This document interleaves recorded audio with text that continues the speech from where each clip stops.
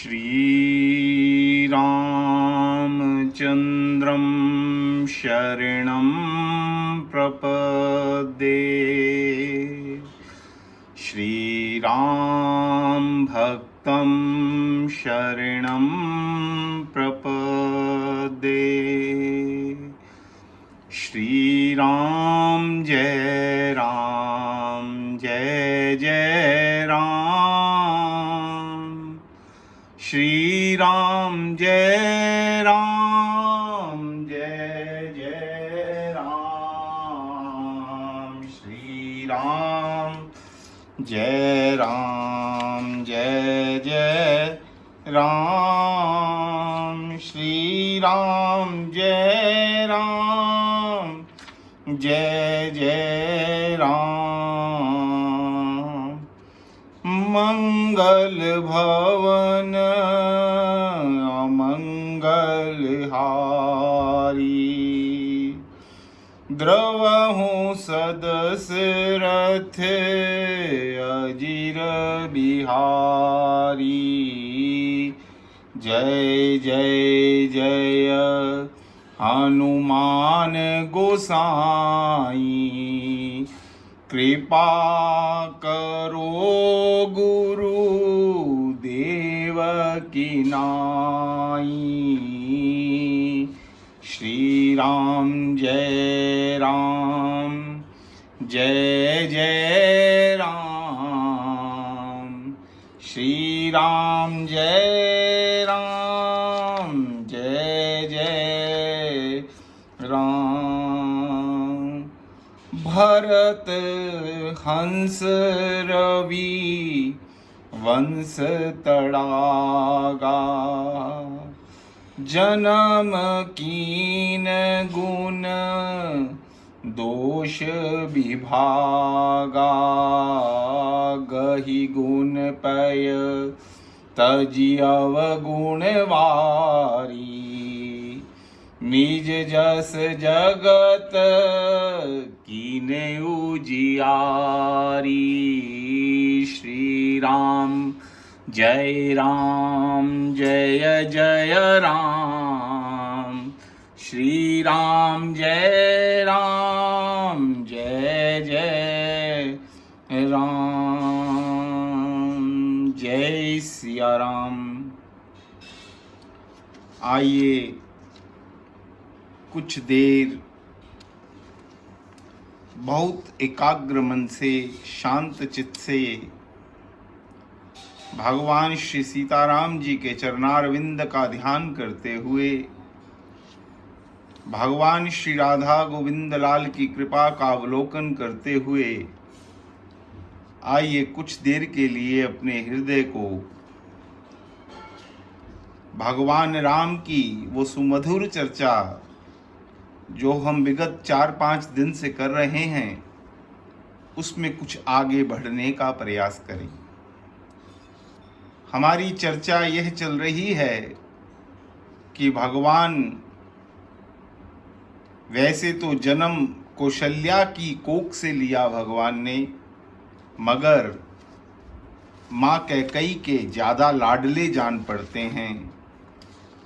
भगवान कौशल्या अम्बा से ज़्यादा माँ कैकेयी से प्रेम करते हैं और माँ कैकेयी भी भरत से अधिक राम से प्रेम करती है।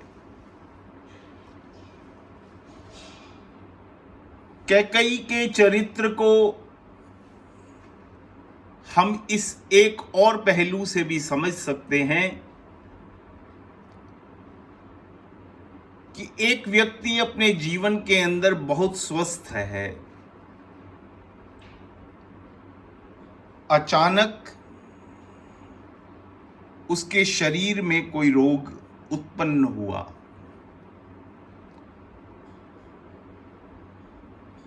ये शरीर की प्रकृति है कि अगर उस रोग का उपचार उसी समय ठीक समय पर ना हो जाए तो शरीर के बाकी अंग भी उससे संक्रमित होने लगते हैं और एक दिन ऐसा आता है कि तुम्हारा रोग असाध्य हो जाता है और हमारा शरीर मृत्यु का ग्रास बन जाता है। मां कैकेयी प्रारंभ के अंदर स्वस्थ है।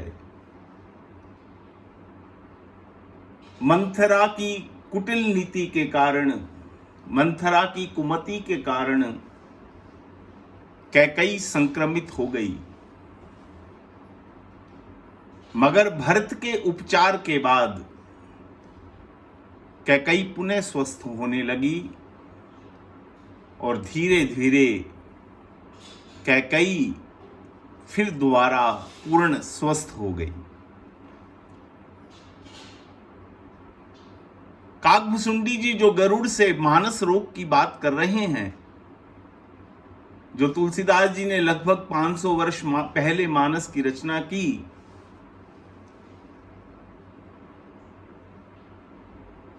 उसके अंदर, उस समय के अंदर जो टीबी का रोग था वो असाध्य रोग था।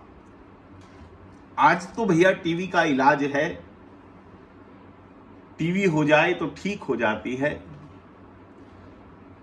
मगर उस समय तुलसीदास जी के काल के अंदर टीबी का जो रोग था वो सबसे भयंकर रोग था। किसी को देखकर जलन होने लगे, ईर्ष्या होने लगे, तो तुलसीदास जी कहते हैं कि आपको ऐसा रोग हो गया है जिसका कोई इलाज नहीं है, यानी आपको टीबी का रोग हो गया है।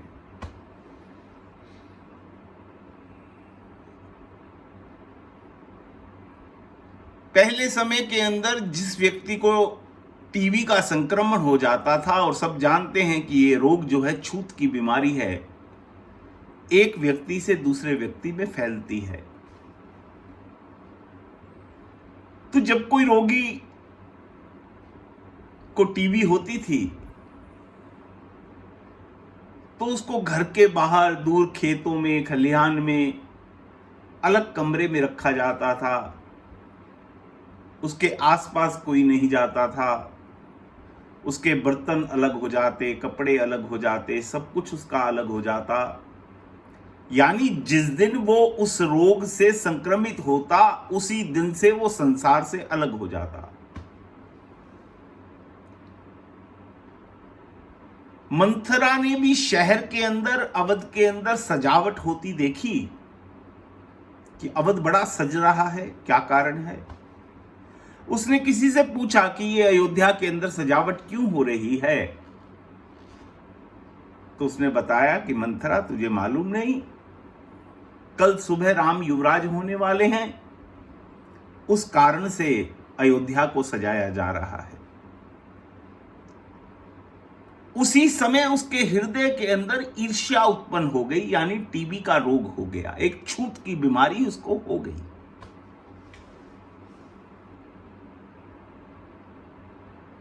ईर्ष्या जो होती है वो मन के अंदर पैदा होती है। मन, बुद्धि, चित्त और अहंकार, 4 वस्तु। ईर्ष्या उसके मन में पैदा हुई, मगर साथ के साथ उसकी बुद्धि को भी रोग हो गया। दूसरे अंग ने भी उस संक्रमण को पकड़ लिया। मंथरा की बुद्धि साथ के साथ ये विचार करने लगी कि इसको किस प्रकार से रोका जाए। देखो, एक तो पहले ही जो पहला रोग हुआ वो ही बहुत भयंकर था, असाध्य था, मगर जो बुद्धि ने भ्रम पकड़ लिया, बुद्धि ने ये बात पकड़ ली, कुटिलपन पकड़ लिया कि इसको रोका कैसे जाए,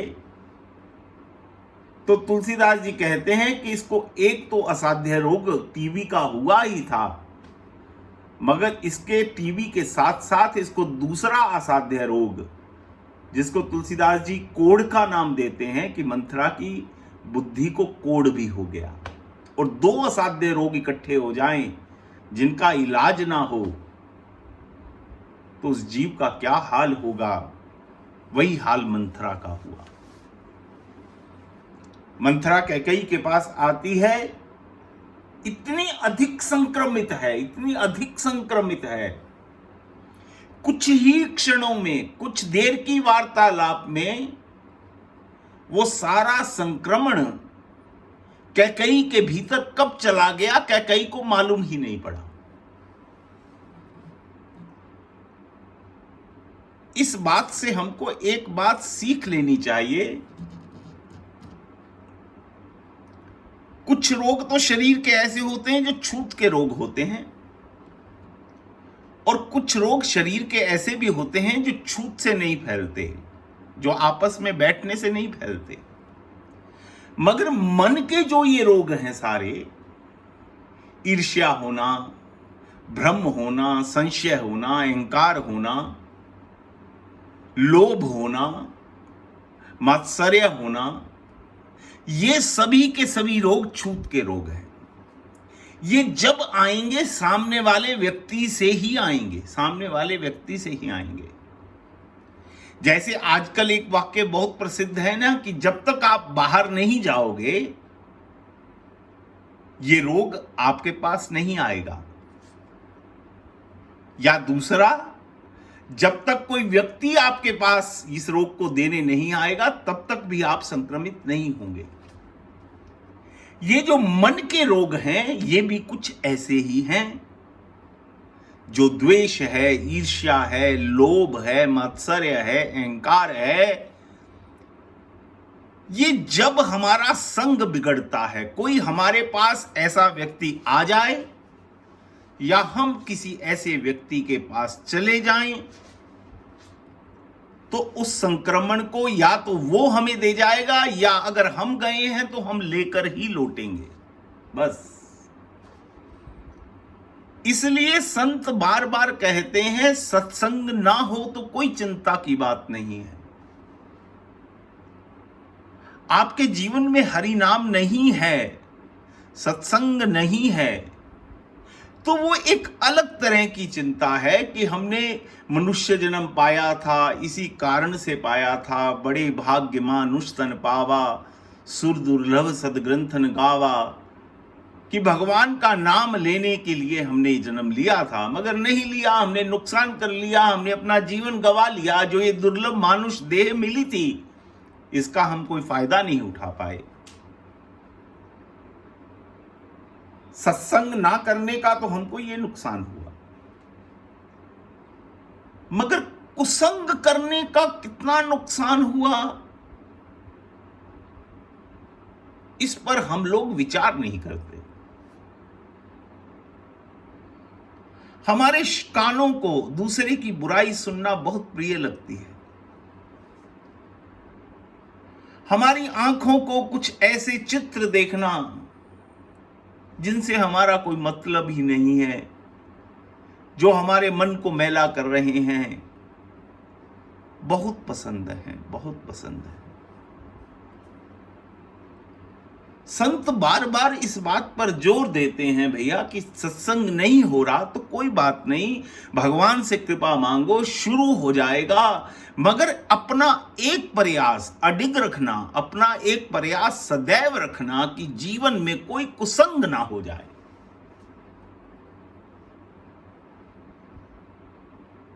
हमें अपने आप को रोग से बचा कर रखना है। बाहर बहुत तेज आंधी चल रही है, बहुत तेज आंधी चल रही है। आपने बढ़िया से बढ़िया चश्मा लगा लिया आंखों के ऊपर, मगर आंधी इतनी तेज है फिर भी कोई ना कोई कण आपकी आंख में जाए बिना रहता नहीं भैया, फिर भी चला जाता है। अभी तो आपने अपने नेत्रों को ढांप रखा था, कवर कर रखा था, उसके बावजूद भी रेत का कोई ना कोई कण, मिट्टी का कोई ना कोई कण आपकी आंख पकड़ लेती है। समुद्र के किनारे कोई शहर हो, वहां जब बारिश होती है, आप सबने देखी होगी। हमारे यहां जब बारिश होती है तो 99% स्थितियों के अंदर हम छाते से बच जाते हैं, छाता लेकर निकले तो भीगते नहीं। मगर जो समुद्र के किनारे शहर होते हैं उनमें बारिश के साथ साथ हवा बहुत तेज चलती है, हवा बहुत तेज चलती है।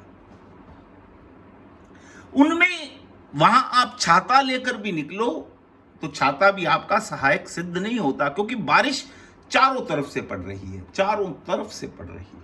हवा किस तरफ से हवा का झोंका आएगा और आपको भिगो कर चला जाएगा, आपको पता नहीं चलेगा। इसी प्रकार इस संसार के अंदर देहाभिमान रूपी समुद्र के किनारे हम रह रहे हैं और ईर्ष्या की, लोभ की, अहंकार की इतनी आंधी चल रही है कि बढ़िया सा बढ़िया चश्मा लगाने के बाद भी, बढ़िया से बढ़िया छाता लेने के बाद भी हमारी आंखें धूल भी पकड़ रही हैं और हमारा शरीर भी भीग रहा है। इसलिए कितना सावधान रहने की जरूरत है। और विशेषकर उन लोगों को जिनको भगवान थोड़े प्रिय हैं, हरिनाम थोड़ा प्रिय है, वो किसी भी रूप में है। वो चाहे, मैं कहता हूं आज ये मान लीजिए किसी दिखावे से ही हम कर रहे हैं, मगर कर तो रहे हैं ना। चाहे हम एक दूसरे को दिखाने के लिए, दूसरे को भ्रम में डालने के लिए ही एक सुंदर तिलक धारण करते हैं, गले में कंठी डाल रखी है,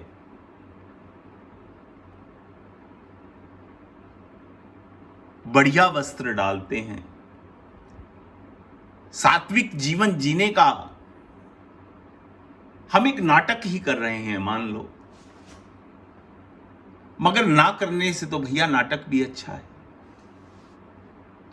धीरे धीरे भगवान की कब कृपा हो जाए और ये नाटक असलियत में परिवर्तित हो जाए, ये भगवान के एक निमिष का काम है, एक निमिष का। भगवान कब कृपा कर दे।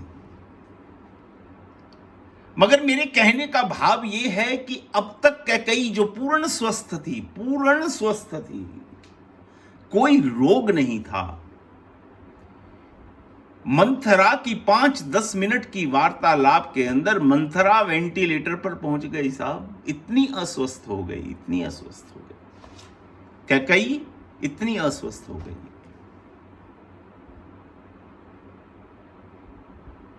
क्या क्या कैकेयी ने नहीं कह दिया, क्या क्या कैकेयी ने फिर ना कर दिया। कैकेयी ने फिर मंथरा से कहा कि ठीक है, अच्छा तू मुझे बता अब मुझे आगे क्या करना है। अगर भरत को राजा बनाने की ही बात है तो ठीक है, वो तो पिताजी ने वरदान ले ही रखा है, मैं राजा दशरथ को उस वरदान की याद करवा देती हूं। शायद भूल गए होंगे राजा, बहुत समय की बात हो गई, आज उनको याद करवा दूंगी। वो कार्य भरत राम युवराज नहीं बनेगा, भरत युवराज बन जाएगा। मंथरा कहती नहीं नहीं नहीं, वो वरदान याद नहीं करवाना राजा को, उस वरदान से काम नहीं बनेगा। उस वरदान से तो केवल भरत राजा बनेगा ना। मगर रोग दो हैं यहां पर, टीबी भी है और कोढ़ भी है। भरत का राजा बनाने का लोभ भी है और राम को दुख देने की इच्छा भी है मंथरा के मन में। रोग दो एकत्रित हुए हैं। एक भी होता, अगर पहला रोग भी होता तो अयोध्या का कुछ ना बिगड़ता भैया। राम तो भरत से अत्याधिक प्रेम करते हैं और राम के मन में कोई इच्छा नहीं है, कौशल्या के मन में कोई इच्छा नहीं है कि मेरा पुत्र राजा बने। क्या बिगड़ता फिर? कुछ नहीं बिगड़ता। मगर बिगाड़ कहां से पैदा हुआ कि मंथरा जो अब ये सीख दे रही है, उस वरदान को तो महारानी भूल जाओ, उस वरदान को छोड़ो। आप तो याद करो कि युद्ध क्षेत्र के अंदर जब राजा दशरथ का रथ का पहिया निकला था, पहिए की कील निकली थी और आपने 2 अंगुलियां उसमें फंसाई थी, और राजा दशरथ ने जब देखा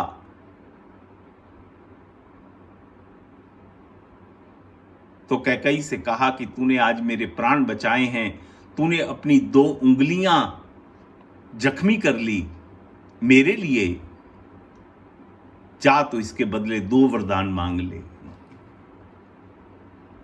बस महारानी आज उन 2 वरदानों की याद करवानी है। कैकेयी कहती मुझे 2 वरदान करने ही क्या है, एक भरत को राजा ही तो बनाना है। मंथरा कहती नहीं, भरत को राजा नहीं बनाना, राम को वनवास भी भेजना है, राम को दूर करना है, राम को दूर करना है। कुसंग यही करता है, हमारे हाथ से कब माला छुड़वाकर हमारे हाथ में कुछ और ही पकड़ा दे। ये कुसंग से आपको पता भी नहीं चलेगा भैया, पता आप 10 दिन करके देखिए ना, किसी ऐसे शराबी व्यक्ति के हाथ में पकड़ाइए, जाइए, साहब आप तो माला जपने वाले थे, हाथ में माला झोली होती थी, आप 10 दिन उसका संग कीजिए लगातार, कब आपके हाथ से माला झोली चली गई और कब शराब का गिलास आपके हाथ में आ गया, आपको पता भी नहीं चलेगा। ये कुसंग की बहुत विचित्र खेल है साहब। इसलिए संत बार बार इस बात पर जोर देते हैं कि सत्संग तो हरि कृपा से मिलेगा, मगर कुसंग से बचने का प्रयास आपको स्वयं करना पड़ेगा। ये जीव के हाथ में है। भगवान ने आपको बुद्धि दे रखी है, बुद्धि का इस्तेमाल जीव को खुद करना है। कौन सा काम अच्छा है, कौन सा काम बुरा है, ये आपकी बुद्धि फैसला करेगी, आपकी मति फैसला करेगी। आपके अंदर इतना विवेक जागृत हो कि आप अच्छे बुरे की पहचान कर सको। देखो कैकेयी का नाता अभी तक राम से कितना सुंदर है। जन्म नहीं दिया राम को, मगर राम को अपने पुत्र से भी अधिक मानती है।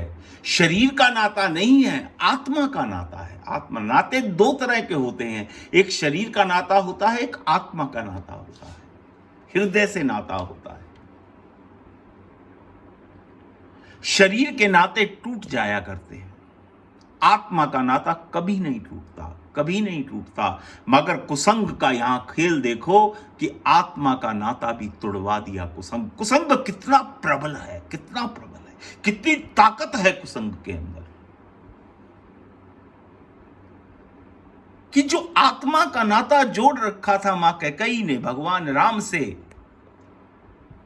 वो नाता भी आज क्षत विक्षत कर दिया। चाहे कुछ समय के लिए हुआ, मगर वो समय बड़ा बलवान था। उस समय के अंदर बहुत बड़ी दुर्घटना हो गई। एक क्षण के लिए हटी हुई सावधानी साहब बहुत बड़ी दुर्घटना घटित कर देती है, बहुत बड़ी। इसलिए हम हाईवे पर जाएं तो बार बार लिखा होता है सावधानी हटी दुर्घटना घटी। बस बहुत बड़ा महामंत्र है भैया, ये जीवन में अपनाने वाली चीज है। जीवन के हर क्षेत्र में, हर पहलू में आप केवल इसी महामंत्र को अपना लीजिए ना कि सावधानी हटी तो दुर्घटना घटी। बस आप चाहे संसार से व्यवहार कर रहे हैं, चाहे भगवान से प्रेम कर रहे हैं, चाहे कुसंग कर रहे हैं, चाहे सत्संग कर रहे हैं, अगर ये बात आपके मन में अच्छे से अगर बैठी हुई है कि मुझे सावधान रहना है, अगर सावधानी हट गई तो दुर्घटना घट जाएगी। फिर अगली बात क्या है भैया, जब रोग हो जाए, कुछ लोगों की प्रकृति तो ऐसी होती है ना, वो तुरंत वैद्य के पास जाते हैं, तुरंत, कि मुझे ठीक महसूस नहीं हो रहा, मुझे लगता है कि मुझे कोई रोग हो गया है, आप इसका उपचार कीजिए। तो उसका उपचार हो जाया करता है, वो स्वस्थ हो जाता है। मगर कुछ लोगों की प्रकृति ऐसी भी होती है कि रोग होने के बाद भी मानने को तैयार नहीं होते। वो कहते कुछ नहीं है, हो जाएगा ठीक, हो जाएगा ठीक। वो ना किसी वैद्य के पास जाते हैं, ना कोई दवा करवाते हैं, ना कोई परहेज करते हैं, कुछ नहीं करते। और धीरे धीरे उनका रोग बढ़ता बढ़ता बढ़ता इतना बढ़ जाता है कि फिर वैद्य के हाथ खड़े हो जाते हैं, भैया मेरे पास अब कोई इसका इलाज नहीं है। इसलिए शरीर के अंदर, ये तो शरीर के रोग की बात है, मगर हमारा चर्चा करने का जो विषय है वो मानस रोग का है, जो मानसिक रोग होते हैं, जिनकी चर्चा उत्तरकांड के अंदर काकभुसुंडी जी कर रहे हैं। जब मानसिक रोग आपको महसूस होने लगे कि मेरे मन में ईर्ष्या उत्पन्न हो रही है, जैसे मैंने कल कहा था कि मन में लोभ की वृत्ति आए तो समझ लेना कि हमारे जीवन में मंथरा का प्रवेश हो गया है। हमारी बुद्धि के अंदर काम जागृत हो, अत्याधिक काम जागृत हो, तो समझ लेना कि स्वरूप नखा हमारे घर के अंदर प्रवेश कर चुकी है। पता हर जीव को लगता है, ये नहीं कि पता नहीं लगता।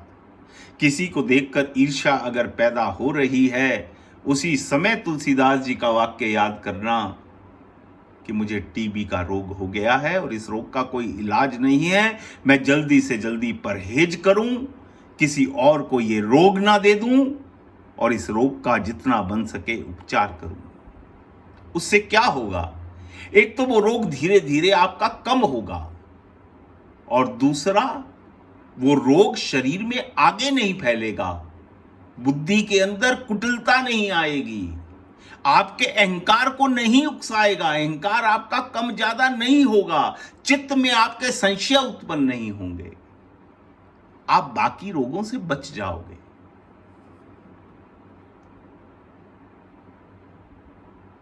सती तो मान जाती है,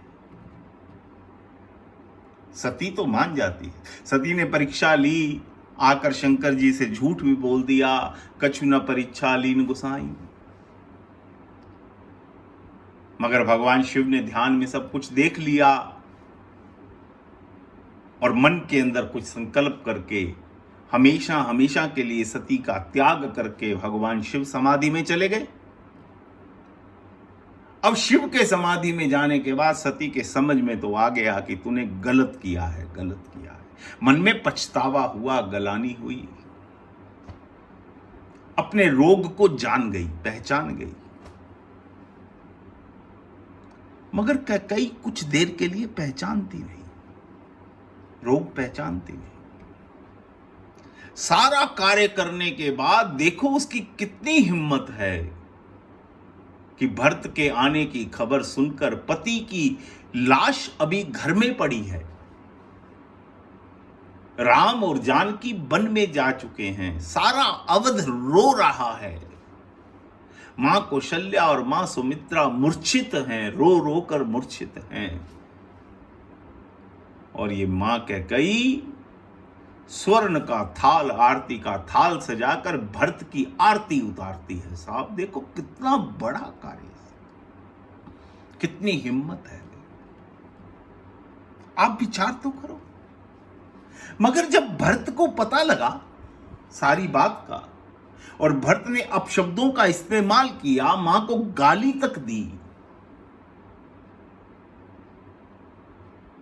तो कैकेयी का उपचार होना शुरू हो गया और उसके लक्षण उसी समय नजर आने लग गए। तुलसीदास जी कहते हैं कि कैकेयी की उस समय मनोदशा क्या चल रही है।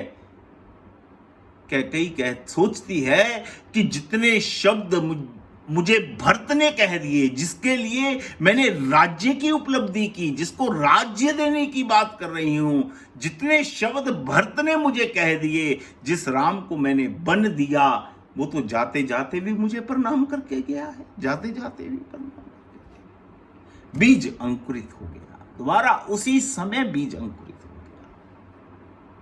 कैकेयी के मन में उसी समय आ गया कि ये शरीर से जन्म लिया हुआ पुत्र कैसा है, जिसके लिए मैंने इतना कलंक सहा, मगर ये मुझे गाली दे रहा है, गाली दे रहा है, जिसके लिए सर्वस्व लुटा दिया मैंने, अपना सुहाग तक लुटा दिया।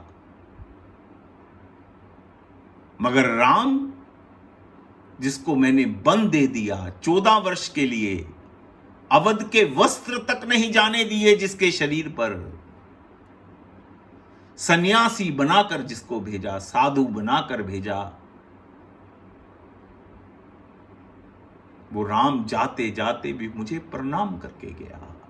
एक मन के अंदर राम के प्रति फिर प्रेम जागृत होना शुरू हो गया, उसी समय से जागृत होना शुरू हो गया। भरत जैसे साधु के संग में आकर जो इतनी बड़ी कैकई रोगी थी, अगर वो ठीक ना हो तो साहब फिर भरत काहे का साधु? भरत का तो श्वास जहां तक जाता है, जितनी परिधि के अंदर भरत के श्वास के कण जाते हैं साहब, उस क्षेत्र के जीव की तो बात ही छोड़ दो, जड़ वस्तुएं भी राममय हो जाती हैं। जड़ वस्तुएं भी, पशु पक्षी भी राममय हो जाते हैं, पशु पक्षी भी भक्तिमय हो जाते हैं। भगवान राम और लक्ष्मण और जानकी जब वन को जा रहे थे, भरद्वाज जी का आश्रम अभी आना था, तो क्या देखते हैं कि एक नदी के घाट के ऊपर शेर और बकरी दोनों पानी पी रहे हैं, दोनों इकट्ठे जल पी रहे हैं। लक्ष्मण तो हैरान हो गया,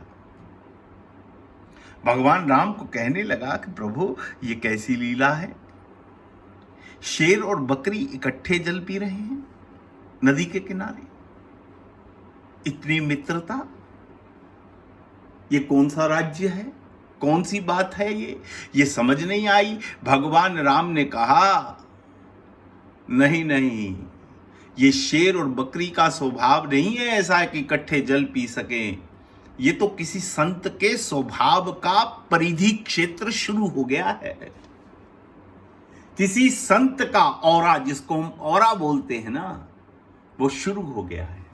भरद्वाज मुनि का आश्रम आने वाला है और उनके जीवन के भजन का ये तप है कि शेर और बकरी इकट्ठे जल पी रही हैं।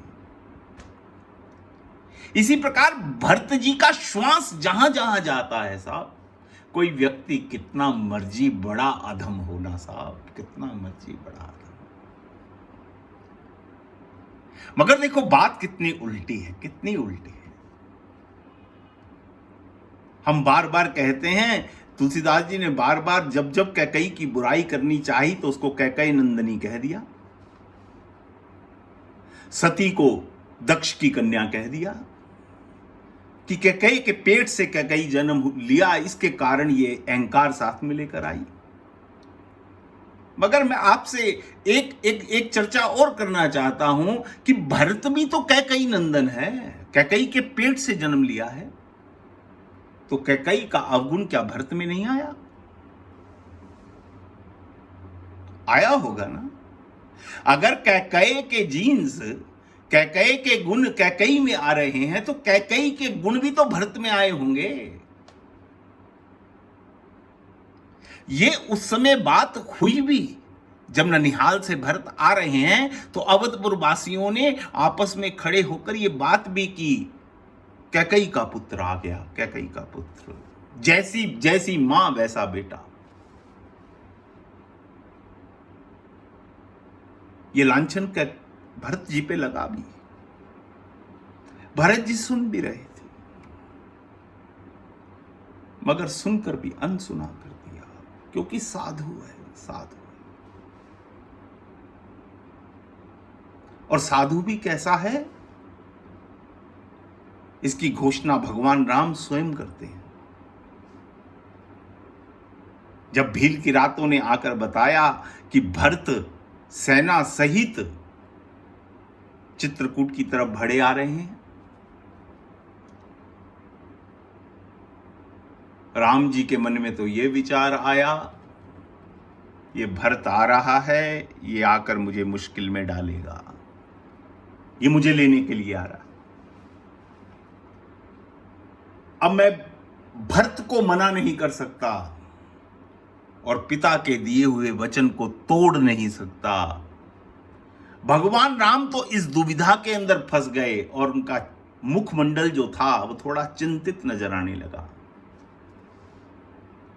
और लखनलाल जी बड़े प्रेमी हैं राम के, और प्रेमी के मन में बुरा विचार पहले आता है, बुरा विचार पहले आता। जैसे बच्चा स्कूल से लेट हो जाए, 1 घंटा लेट हो जाए, तो मां के मन में बार बार यही विचार आता रहता है, क्योंकि मां पुत्र से बहुत प्रेम करती है, कहीं मेरे पुत्र के साथ कोई दुर्घटना ना हो गई हो, दुर्घटना ना हो गई। जो जितना अधिक प्रेमी होगा ना, उसके मन में बुरा विचार पहले आता है अपने प्रीतम के प्रति, जिससे वो प्रेम करती है उसके प्रति। लखनलाल जी ने यह सोचा कि भगवान राम जो चिंतित हो गए वो इस कारण से हो गए कि अब क्या भरत से युद्ध करना पड़ेगा।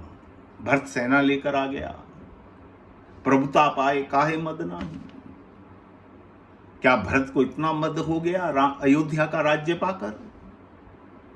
अब वो सारी मर्यादाओं को भूल गया, अब वो हमारे ऊपर हमला करेगा। सीधा भगवान राम से कहता है, प्रभु आप चिंता मत करो, चिंता मत करो, भरत को मैं देख लूंगा, भरत को मैं देख लूंगा। आप किसी प्रकार की चिंता मत करो, चिंता किसी प्रकार, मैं हूं ना, मैं हूं। भगवान राम कुछ बोलने लगे, लखनलाल ने आज बोलने नहीं दिया, चुप करवा दिया। प्रभु आप चुप रहिए, चुप रहिए, कुछ बोलिए मत। आप मुझे अब भी यही बताने का प्रयास करेंगे ना कि भरत कैसे हैं? मैं नहीं जानना चाहता आज आपसे कि भरत कैसे हैं। मैं अपनी आंखों से देख रहा हूं, अपने कानों से सुन रहा हूं। भगवान राम अपने मन में सोचते हैं कि लखनलाल को क्या हो गया, कोई बात नहीं, इसका कसूर इतना ही है कि ये मुझसे अत्याधिक प्रेम करता है, अत्याधिक प्रेम करता है। भगवान राम कुछ देर के लिए चुप ही हो गए, मौन ही हो गए। देवताओं ने सोचा कहीं लखनलाल और भरत में झगड़ा ना हो जाए, लड़ाई ना हो जाए अब यहां पर। तो आकाशवाणी हुई कि लखनलाल कुछ भी करने से पहले एक बार विचार कर लेना चाहिए। एक अच्छे व्यक्ति की पहचान यही होती है कि कुछ करने से पहले एक बार विचार जरूर कर लो। अब लखनलाल का मन पलट गया। लखनलाल सोचने लगा, भगवान से वार्तालाप करने लगा कि ये देवता क्या कह रहे हैं। भगवान राम कहते तू मेरी बात सुनने को तो तैयार नहीं है, मुझे तो तू कह ये बात कह रहा है कि आपको प्रभु जानते ही नहीं, आपकी दृष्टि में दोष है, आप देना ही देना जानते हो, आप लेना तो जानते ही नहीं। आप भरत में गुण ही गुण देखते हो, मेरे बारे में तो तू ये सोचता है, मेरी बात पर तुझे विश्वास नहीं है। अरे तू कैसा प्रेमी है मेरा, और देवताओं की बात पे तूने 1 मिनट में विश्वास कर लिया। लखनलाल जी कहते हैं, हां प्रभु, मुझे आपकी बात पर इस विषय के अंदर कोई विश्वास नहीं है। मैं अब भी कहता हूं, देवताओं की बात पर इसलिए विश्वास है क्योंकि ये तो पक्के स्वार्थी हैं, पक्के व्यापारी हैं, हर बात सोच समझ कर कहते हैं। मगर आप कच्चे व्यापारी हो, आप केवल प्रेम देना जानते हो, करना जानते हो। आप किसी को ठुकराना तो आप जानते ही नहीं। ये लक्ष्मण भगवान राम के स्वभाव को प्रकट कर रहे हैं, उद्घाटित कर रहे हैं हम जैसे जीवों के लिए कि भगवान का स्वभाव कैसा है। भगवान को ठुकराना आता ही नहीं साहब, ठुकराना आता ही नहीं। मैं तो कई बार सोचता हूं कि जीव सन्मुख हो, क्या भगवान उसी को अपनाते हैं? मेरे राम तो इतने दयालु हैं, ये विमुख को भी अपना लेते हैं, जो इनकी तरफ सन्मुख ना हो उसको भी अपना लेते हैं।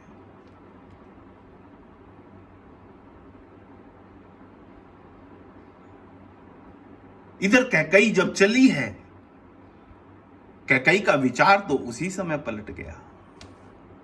भरत ने इलाज तो कर दिया। भरत की सोच कितनी सुंदर है, आप ये देखो। भरत ने दवा की डोज तो उसी समय दे दी। अब उसने सोचा कि मेरी दवा से अकेला कैकई का काम बनेगा नहीं, ज्यादा रोगग्रस्त है, अब इसको भगवान की कृपा के अंदर, कृपा की छाया में भी ले जाना पड़ेगा, तब इसका संक्रमण पूरा मिट जाएगा। इसीलिए भरतलाल जी मां कैकई को चित्रकूट लेकर जाते हैं। मगर रास्ते के अंदर जितने अवधपुर वासी हैं कैकई को बुरी दृष्टि से देखते हैं, ना जाने क्या क्या कह देते हैं कैकई को, और कैकई गलानी के अंदर गड़ी जा रही है, गड़ी जा रही है। और कैकेयी के मन में एक ग्लानि और भी है कि भरत मुझे लेकर तो जा रहा है, मगर मैं राम के सन्मुख कैसे हो पाऊंगी? मैं जानकी को कैसे अपना शक्ल दिखाऊंगी? जो दिन सुख देखने के थे, उन दिनों में मैंने उन्हें क्या प्रदान कर दिया? लखनलाल से मैं कैसे अपनी आंख मिलाऊंगी? इस गलानी के अंदर डूबती जा रही है। कुछ सामने जो अवधपुर वासी हैं, वो तरह तरह की बातें कैकेयी को देखते ही करने लगते हैं। तो कैकेयी ने उस समय धरती से कहा कि हे मां, मेरे ऊपर एक कृपा कर, तू आज फट जा और मैं तेरे बीच में समा जाऊं। बस मुझे वो समय देखना ना पड़े जब मैं राम के सन्मुख हूं। नहीं,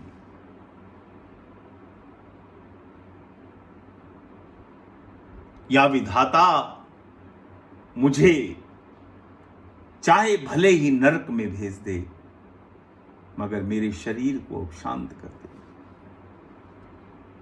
देखो, ना धरती फटी, ना विधाता ने नरक में भेजा। धरती ने तो बोलकर कैकेयी से कहा,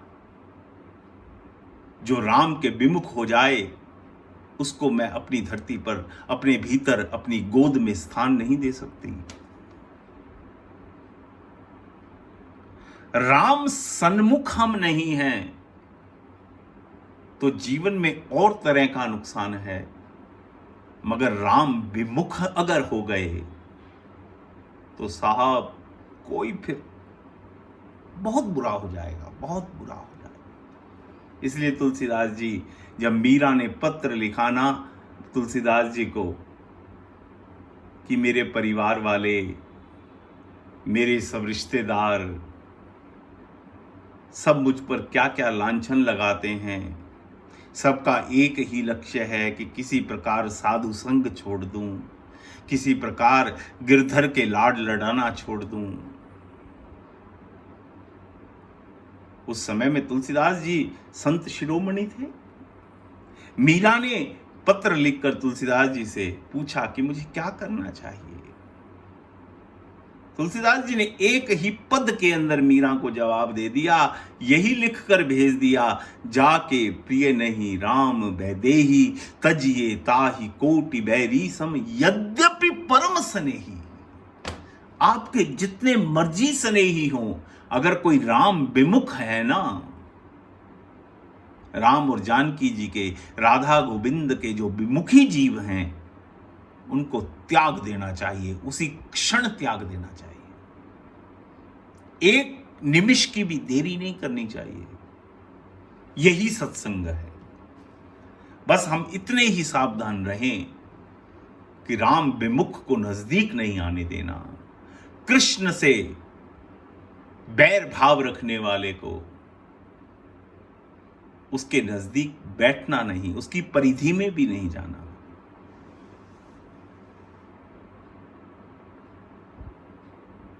धरती ने मना कर दिया कैकेयी को, विधाता ने मना कर दिया कि कैकेयी तेरा स्थान तो नरक में भी नहीं बनता, तूने तो पाप ही इतना बड़ा किया है।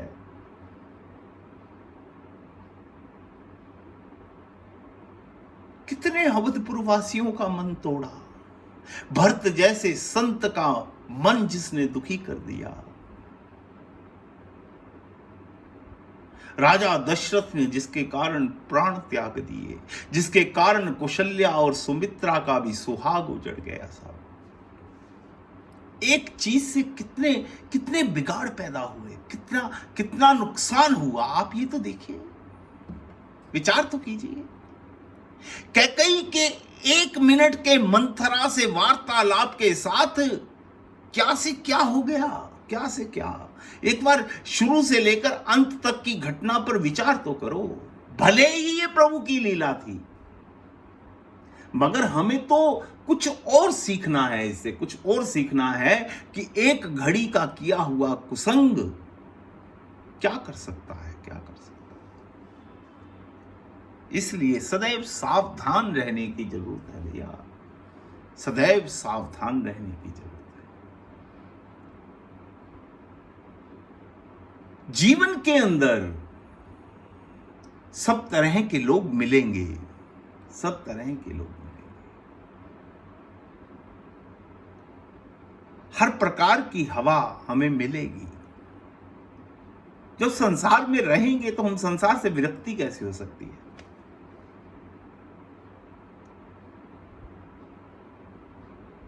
मगर आपको ये सूझबूझ कौन देगा? आपको इस कुसंग से कौन बचाएगा? आपका किया हुआ भजन आपको ये विवेक देगा। आपका किया हुआ भजन आपको इस संसार, जो ऐसा संसार है जिसमें कुसंग भरा हुआ है, उससे बचा लेगा। इसलिए भैया प्रयास किया करो, प्रयास। दुनिया का क्या है भैया? कुछ तो लोग कहेंगे, लोगों का काम है कहना, कुछ तो कहेंगे साहब। आप किसी अच्छी राह पर चलना शुरू तो करो। लोगों की तो बात ही छोड़ दो, आपके घर के भी हो सकता है कुछ ना कुछ आपको कह दें।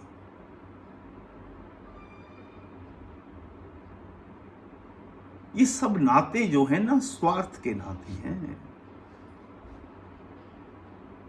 शरीर के जितने नाते हैं सब स्वार्थ से भरे हुए हैं। आत्मा का जो नाता है, भक्ति का जो नाता है, वो आत्मा का नाता है। इसीलिए जानकी जी मां सुनैना के गर्भ से प्रकट नहीं होती।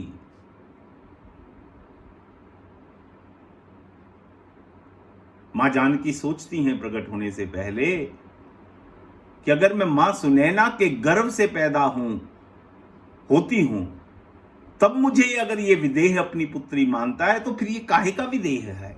मैं देखूं तो सही कि ये देह से कितना ऊपर उठा हुआ है।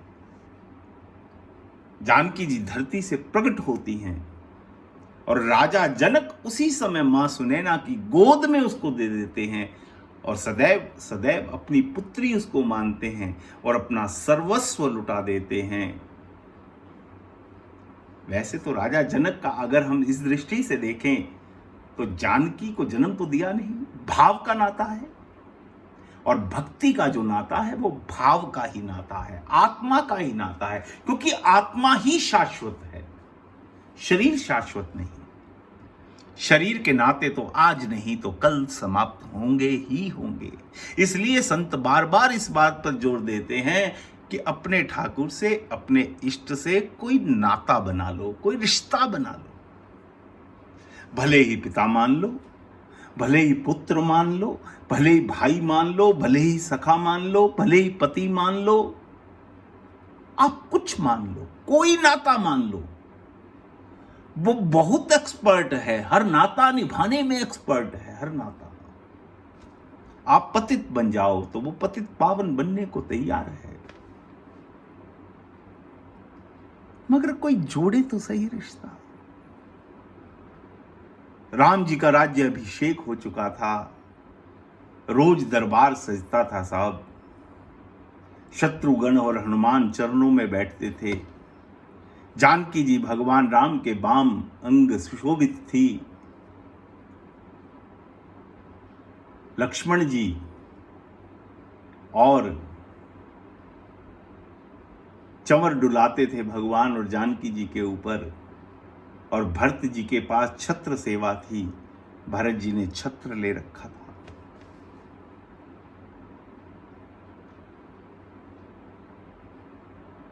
तुलसीदास जी आए, तुलसीदास जी ने प्रवेश किया। उस समय लीला में प्रवेश बार बार करते हैं। भगवान राम से आंख मिली, भगवान राम ने आंखों ही आंखों में बाबा का स्वागत किया। बाबा आए हो, बैठो। बाबा ने नजर घुमाकर चारों तरफ देखा और भगवान राम से कहने लगे, प्रभु आपके दरबार में वैसे सब कुछ मौजूद है, मगर एक चीज की कमी मुझे बहुत खल रही है, और आपको ये शोभा नहीं देता कि राम राज्य में, जिसमें सीता राम जी इतने बड़े सिंहासन के ऊपर भरत की छत्र छाया में बैठे हों, वहां पर ये इतनी बड़ी कमी हो। राम जी मुस्कुराने लगे। अच्छा बाबा बताओ क्या कमी है, मुझे बताओगे तो पता लगेगा ना, क्योंकि मेरी आंख कमियां देखती ही नहीं, मैं क्या करूं, दोष है मेरी आंख में। तुलसीदास जी कहते मैं भी तो इसीलिए आया हूं बताने आपके लिए कि आपके दरबार में क्या कमी है।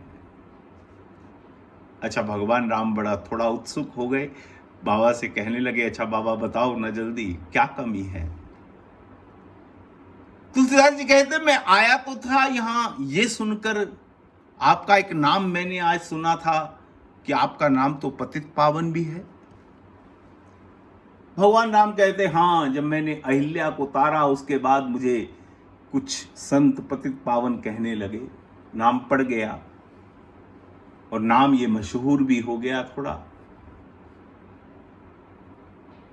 प्रभु आप काहे के पतित पावन हो, ये नाम तो आपका झूठा है, गलत रख दिया नाम। भगवान राम बाबा की लीला को देख रहे हैं कि बाबा कहना और करना क्या चाहते हैं आज।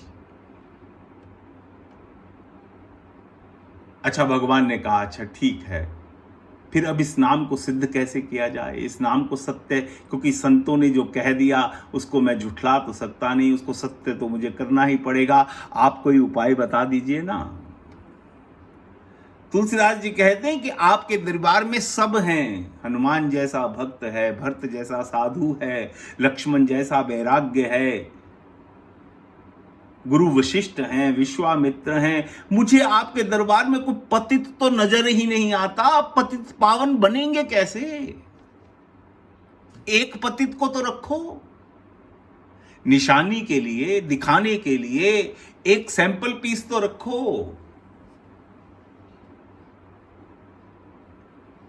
भगवान राम सारी लीला को समझ गए, मुस्कुराने लगे। अच्छा बाबा कहां से लाऊं पतित।